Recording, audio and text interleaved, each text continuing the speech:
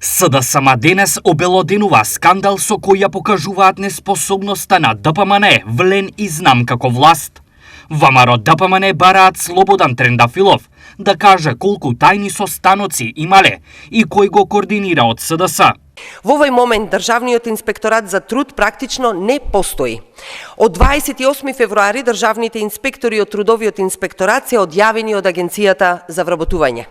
Инспекторите кои треба да се борат против работата на црно, самите работат на црно. Веќе цела недела не се вработени, односно се отпуштени од работа. Владата на Мицкоски ги доведе во ситуација тие да работат без правен основ, што е скандалозно и апсолутно недозволиво. Но скандалот, почитувани, е уште поголем, затоа што ова значи дека сите инспекцијски надзори кои ги спроведуваат се апсолутно нелегални. Сојузот на синдикатите на Македонија е киднапирана од СДС. Веќе подолг период овој синдикат нема автентично делување, туку следи насоки на опозицијата.